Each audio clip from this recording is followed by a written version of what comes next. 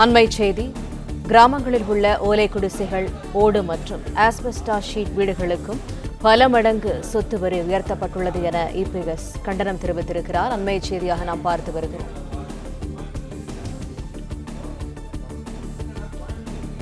கிராமங்களில் சொத்து வரி உயர்வு என இபிஎஸ் கண்டனம் தெரிவித்திருக்கிறார்.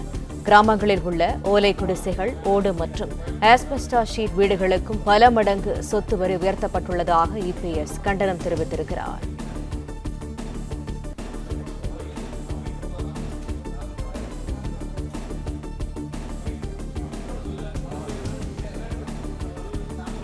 கூடுதல் தகவல்களை தருகிறார் எமது செய்தியாளர் ராஜகுமரன். ராஜகுமரன், வணக்கம். விவரங்கள்.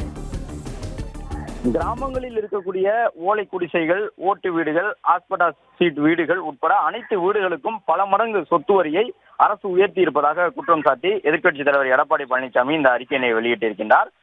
2024-25 ஆண்டு வரை ஓலை குடிசை ஒன்றுக்கு ரூபாய் 44, ஓட்டு மற்றும் ஆஸ்பெஸ்டாஸ் வீடுகளுக்கு 66 ரூபாயும், கான்கிரீட் வீடுகளுக்கு 121 ரூபாயும் வீட்டு வரியாக செலுத்தி வந்த நிலையில் வீட்டு வரி ரசீதில் வீட்டின் பரப்பளவும் குறிப்பிடப்பட்டிருக்கும்.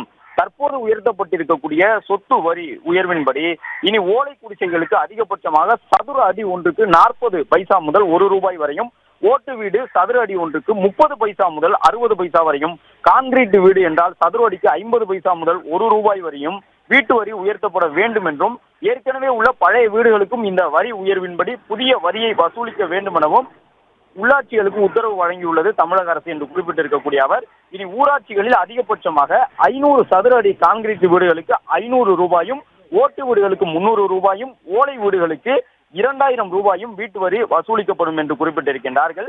கடந்த 2024-25 ஆண்டு முதல் தமிழகத்தில் அனைத்து ஊராட்சிகளிலும் உள்ள புதிய வரி விதிப்பு ஆன்லைன் சேவையை இந்த அரசு முடக்கி வைத்துள்ளதால் புதிதாக வீடு கட்டிய மக்கள் வரி நிர்ணயத்திற்கு விண்ணப்பிக்க முடியாமல் தவிக்கின்றனர் என்று குறிப்பிட்டிருக்கக்கூடிய அவர், கிராமங்களில் வரைபட அனுமதி கட்டணம் பல மடங்கு அதிகரிக்கப்பட்டதும் இதற்கு ஒரு காரணம் என்று தெரிவித்திருக்கின்றார் எடப்பாடி பழனிசாமி.